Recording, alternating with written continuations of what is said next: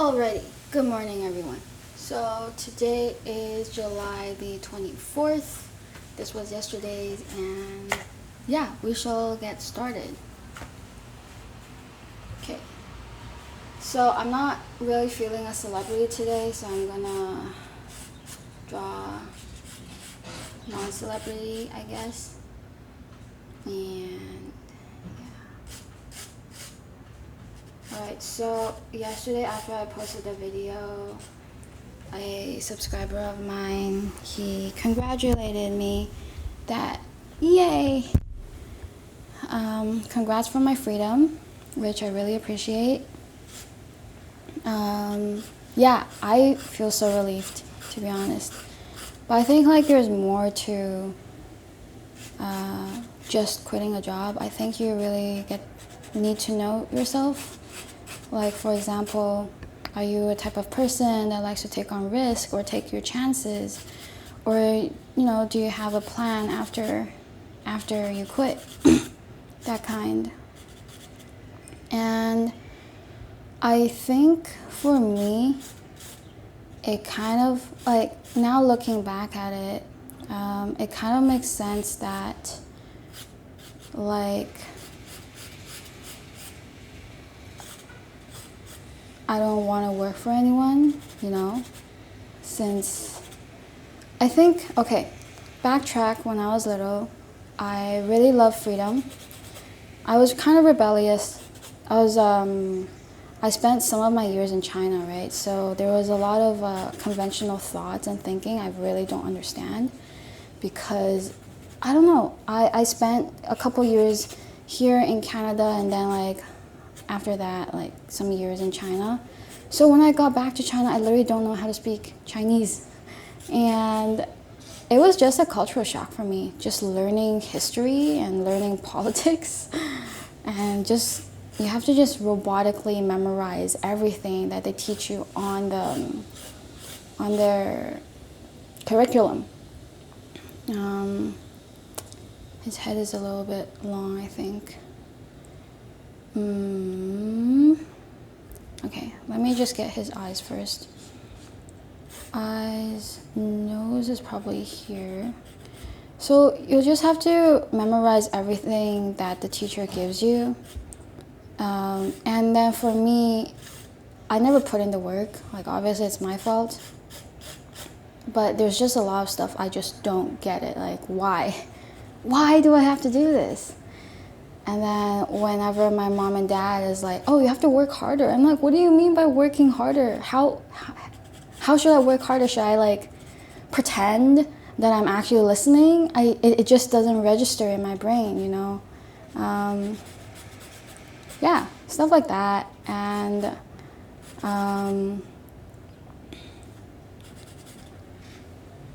I think right now, looking back at it, it kind of makes sense that if I do,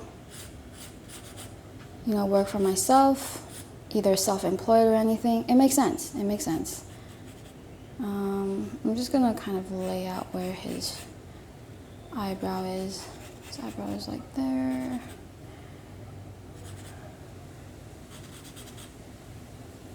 And I'm almost done reading the book, The Millionaire, Fastlane. And then, man, I feel like that book has everything that I was looking for. A lot of questions that I was looking for. Because I always had a feeling that, the slow lane, as in get a good job, save 10% of your income, and then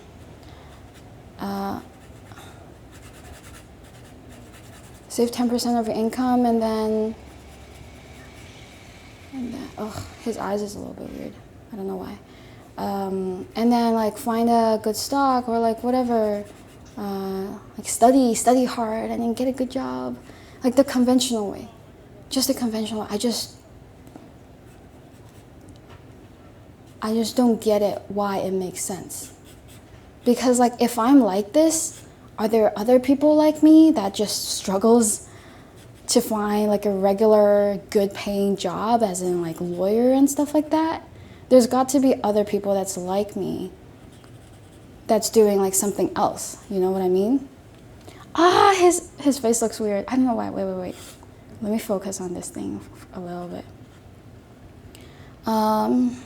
His face is a little bit short, maybe. Okay, wait one moment. This should not be it. His nose is here. Oh, why? Why is this like this? Bro. I really want to reach out for my eraser, but I'm gonna try not erasing first. But yeah, maybe I'll erase it, this line. Yeah, anyway, so I was just thinking, like, you're locked in the miserable job that shouldn't be the way. There's got to be another way, but I just don't know what. I just don't know what. And then people around me,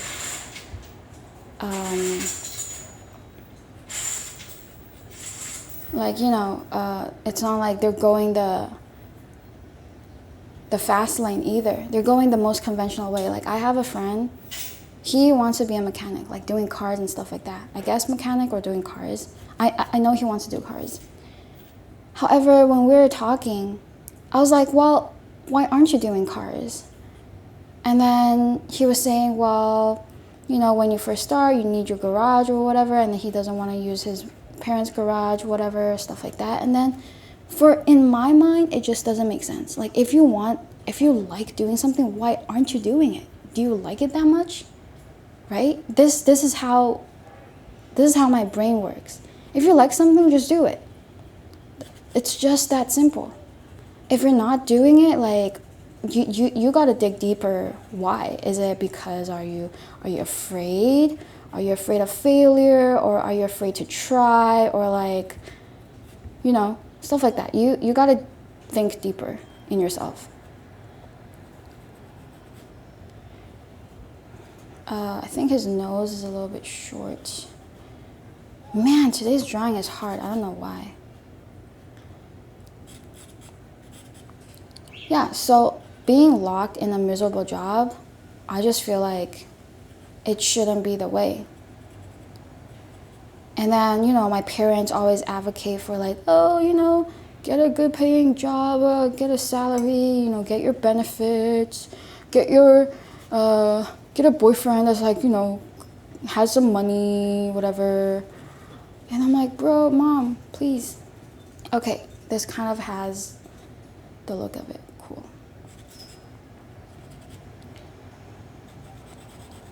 Yeah, and I think reading the Millionaire Fastlane, it really helps me open my eyes. Although I think the book has its own flaws. But then I think, like, after reading these books, you know, you take 10% from this book, 5% from this book, 20% from that book. Like, you take a little bit from every book, depending on your needs, and then you create your own portfolio and then follow the ones that, you know, that helps you. I think that's the way to approach these books. Don't just blindly follow them, because, you know, everyone's different. Every lane is different. I don't think there's one equation that fits all. Just take a piece of the book for yourself. Yeah. I think that's what I'd say. And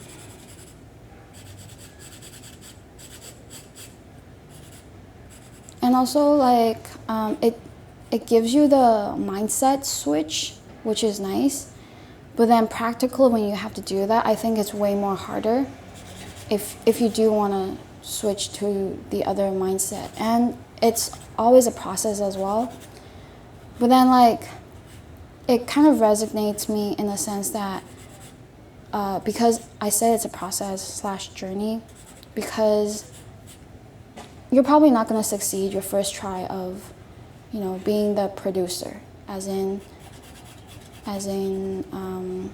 thinking in the fast lane. Ooh, is it gonna rain? I didn't bring my umbrella, bruh. Thinking in the fast lane. So what does that mean? Like, for example, we use YouTube, we use Google. Like, a lot of YouTubers, they earn a lot of money on YouTube for sure. Like, even me posting on social media. Well, I'm not earning money from social media right now, but like, you know, the story. However, if one day YouTube or Google fails, bro, like, those people that relies on YouTube, they're gonna maybe get broke, you know, because it's their, I guess it's their only income, or hopefully not, I don't know. But they are controlled by this platform. And then as a fast laner, you should be the platform. You should be the producer. You should create this platform. Obviously, it's easier said than done. But that's what I think it should be a process. As in, you know, you figure out your way. You keep on trying. Not like trying as in always create a business, but then trying to get out of your own situation, I guess.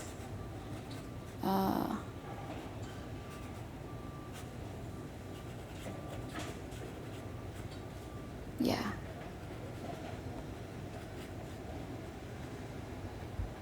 And then I think, like, looking back in my life, there are pivotal moments that taught me a lot of stuff. Like, for example, I got scammed by Good Life, like a gym membership thing. First, I didn't look at the contract because back then, I think I just started uni and I was scared. And then I didn't really look at the contract. And then I got scammed by the consultant himself. Which that kind of sucks. So it led me to so I learned that always look through your contract, and then wherever you need a sign, just look over what do you need to sign, because it's your signature. Just really basic stuff like that. I know it sounds basic and you might think everyone knows, but maybe not everyone knows, you know. Some people, they just need a reminder. Yeah, and then thank God to my ex back then, and also my parents. They helped me out getting out of the commitment, the whole Good Life commitment thing. Yeah, it was a lot. And that really taught me to look over contracts, just keep note of where you put down your signatures. And then I think after uni, just 2 years ago, there was a friend. He approached me with a business idea to start a design studio. And then I'm like, yeah, hell yeah, let's get started. I have no idea how to sew. I have no idea how to use a sewing machine, okay? So we started, but I think I don't want to shit on anyone that has mental illness. He does have, he's not stable, I would say. He's not stable. However, I just blindly went in, and thank God we didn't, you know, sign a contract. Like, we didn't sign a contract. Ugh, that was good, because it's not like I was stuck in a contract for a couple of years or whatever. So that was good. And then I think after a month, I just realized, oh, he's not acting really normal. He's not communicating well. So I was like, no, never. And that kind of taught me, like, just really, really be aware of your business partner. If so, you don't have to have any. Yeah. And also the book itself, it also says, like, choosing a business partner, it's like choosing a marriage. But anyway, so that was that went down, that taught me, like, oh, if I ever start a business ever again, I'm gonna start just by myself first. And then if other people comes along, then we'll see. But, like, it's gonna be myself first. Okay. And then working at a running store that I'm gonna get hired by soon. I'm gonna start there really soon. like I love everything I love every aspect of it. I love my coworkers, my team, and everything. However, just by looking at opening up a store and you have to maintain it and also hire people,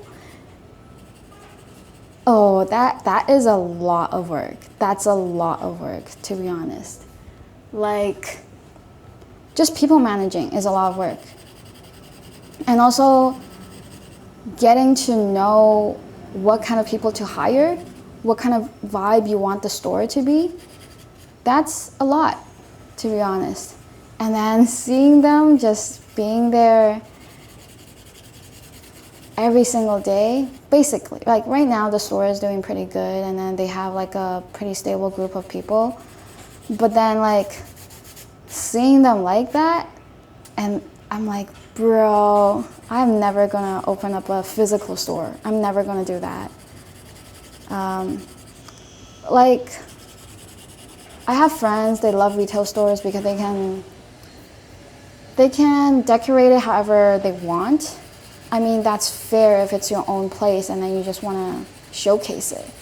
But then if it involves other people just makes it way more complicated. And then when I saw that aspect of it, I'm like, yeah, no, not for me, not for me. Wow, I think it's gonna rain because it's getting really, really dark. So I think all these pivotal moments or realizations, it really teaches me what I don't want to do, you know? I'm not sure what I want to do, but I'm sure what I don't want to do. So that's one thing.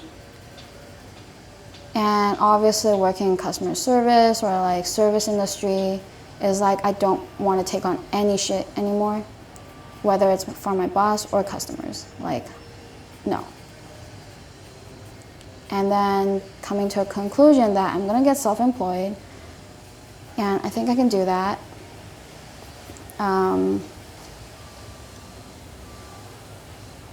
It doesn't really look like him, to be honest. I don't know why. Bro, what's going on? This is so weird. Am I just having a bad drawing day? Man, tonight I have to draw my friend. If I'm having a bad drawing day, how am I gonna draw my friend in real life? Ugh. Anyway. And why am I drawing like, I'm drawing it really cartoony, which I don't like. Ugh, help me.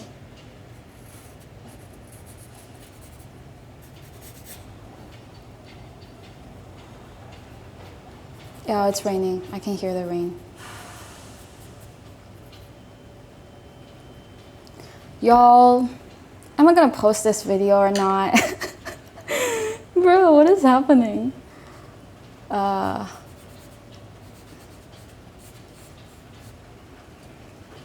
Wow, Toronto weather, man.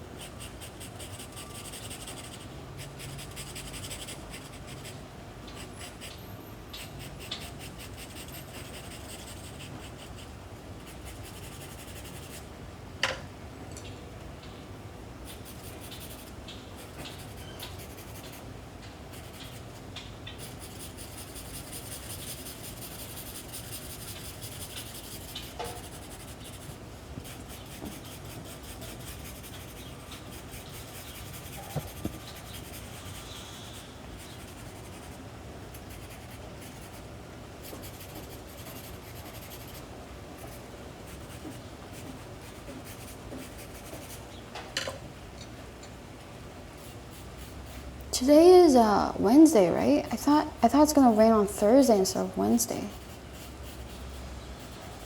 Bro, anyway, whatever.